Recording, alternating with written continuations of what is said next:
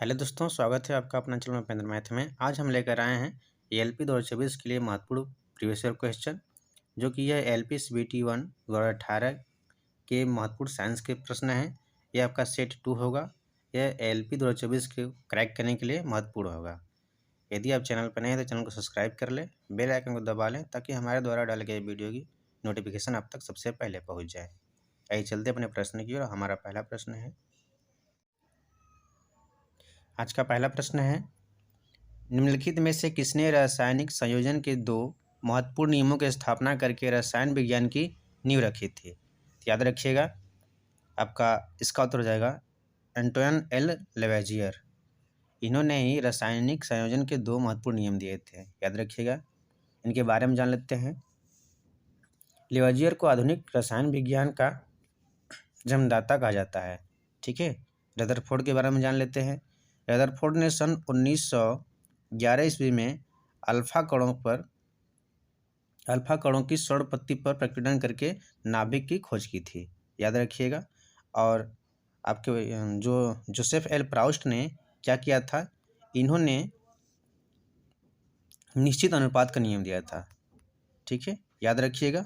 सभी प्रश्न सब महत्वपूर्ण हैं और जो भी हम पॉइंट बताते हैं उसको भी नोट करते रहिएगा, क्योंकि ये भी एग्जाम में यहाँ से प्रश्न पूछते हैं। अगला प्रश्न हमारा है, यदि आप दर्पण में देखते हैं और पाते हैं कि छवि आपसे छोटा है तो दर्पण का प्रकार है। यानी कि जब आप दर्पण में देखते हैं और छवि छोटा मिलता है तो उसका कौन सा प्रकार हो सकता है? तो याद रखिएगा, ये आपका उत्तल दर्पण होगा। ठीक है, हमने पिछले वीडियो में बताया था कि उत्तल दर्पण का उपयोग हम जो वाहन होती हैं उससे पीछे का दृश्य देखने के लिए प्रयोग करते हैं। ठीक है, और अवतल दर्पण का उपयोग हम दाढ़ी बनाने में, शेविंग करने में, आपका सोलर कुकर में, इस सब में यहाँ पे अवतल दर्पण का प्रयोग किया जाता है। अवतल दर्पण को हम अभिसारी दर्पण भी कहते हैं, और उत्तल दर्पण को हम अपसारी दर्पण भी कहते हैं। याद रखिएगा, सभी महत्वपूर्ण पॉइंट है। अगला प्रश्न हमारा है, खाद्य पदार्थों में दुर्गंध का मुख्य कारण वसा और तेलों का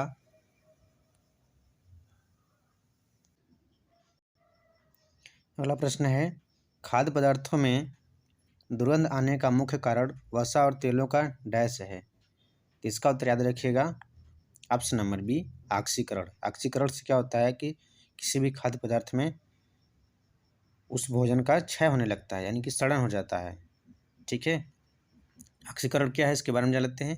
किसी भी पदार्थ से इलेक्ट्रॉन का निकलना हम ऑक्सीकरण कहते हैं, या फिर किसी पदार्थ में ऑक्सीजन का जोड़ना, हाइड्रोजन का निकलना भी ऑक्सीकरण कहलाता है। याद रखिएगा। अगला प्रश्न हमारा है, निम्नलिखित में से कौन बढ़ते भ्रूण के लिए पोषक ऊतक का कार्य करता है? तो याद रखिएगा, इसका उत्तर हो जाएगा आपका option number C, endosperm. Endosperm बढ़ते भ्रूण के लिए भोजन का कार्य करता है। ठीक है, अगला प्रश्न हमारा है, 20 सेमी की वक्रता त्रिज्या वाले एक अवतल दर्पण की फोकस दूरी होगी। ठीक है, तो याद रखिएगा, जो फोकस दूरी होती है वह वक्रता त्रिज्या की यानी कि r/2 होती है। ठीक है, याद रखिएगा, इसका उत्तर हो जाएगा आपका ऑप्शन नंबर डी, यानी कि 10 सेमी हो जाएगा। अगला प्रश्न हमारा है, 5 मीटर प्रति सेकेंड की गतिशील 22 kg वजन वाली वस्तु की गतिज ऊर्जा कितनी होगी? तो इसका उत्तर हो जाएगा आपका गतिज ऊर्जा k = 1/2 mv²। यम आपका कितना है 22, भी कितना है 5 का स्क्वायर बटा के 2, आपका हो जाएगा 11, यानी 11 × 25। आपका आ जाएगा लास्ट में 5 आना चाहिए, लास्ट में 5 सिर्फ ऑप्शन ए में है, यानी कि 275 जूल हो जाएगा इसका उत्तर। अगला प्रश्न है, एक कंडक्टर का प्रतिरोध किसके व्युत्क्रमानुपाती होता है? तो आपको पता है, इसका सूत्र होता है R = ρL/A। कंडक्टर यानी कि किसी भी चालक तार का प्रतिरोध, वह प्रतिरोध के और क्षेत्रफल के उसका प्रतिरोध जो होता है क्षेत्रफल के व्युत्क्रमानुपाती होता है।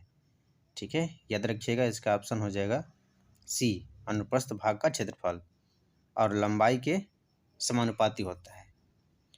अगला प्रश्न है, यानी कि इसके बारे में ये जान लेते हैं कि जब हम उसका क्षेत्रफल बढ़ाएंगे तो प्रतिरोध कम होगा और क्षेत्रफल घटाएंगे तो प्रतिरोध बढ़ेगा, लेकिन लंबाई हम बढ़ाएंगे तो प्रतिरोध बढ़ेगा और लंबाई घटाएंगे तो प्रतिरोध घटेगा, क्योंकि यह समानुपाती में है लंबाई की। अगला प्रश्न है, थायरॉक्सिन के संश्लेषण के लिए निम्नलिखित में से क्या आवश्यक है? तो इसका उत्तर है, आप याद रखिएगा, आयोडीन। ऑप्शन नंबर डी हो जाएगा। सोडियम के बारे में हमने आपको बताया कि सोडियम को हम चाकू से भी काट सकते हैं, इसको हम केरोसिन तेल में रख सकते हैं। सोडियम क्या है? विद्युत का चालक है, ठीक है। पोटेशियम भी क्या है? यह भी सबसे क्रियाशील धातु है, यह भी विद्युत का चालक है, इसको भी हम चाकू से काट सकते हैं। और कैल्शियम क्या है? आपके हड्डियों के लिए महत्वपूर्ण पोषक तत्व देता है। अगला प्रश्न है, एक पौधे के तने जड़ का घेरा किस कारण बढ़ता है? इसका उत्तर जाएगा आपका lateral meristem. Option number A, याद रखिएगा। अगले प्रश्न की ओर चलते हैं। अगला प्रश्न हमारा है, निम्नलिखित में से कौन सी धातु केरोसिन तेल में संग्रहित होती है? तो केरोसिन तेल में कौन सी संग्रहित होती है धातु? तो इस ऑप्शन के हिसाब से आपका हो जाएगा सोडियम, यानी कि ऑप्शन नंबर सी हो जाएगा, ठीक है। तांबा के बारे में हमने आपको बताया था, तांबा क्या है? विद्युत का चालक है, विद्युत और ऊष्मा का सबसे अच्छा चालक है, ठीक है। और सोना क्या है? यह भी विद्युत का चालक है, सोना का उपयोग हम आभूषण बनाने में करते हैं, याद रखिएगा। अगला प्रश्न हमारा है,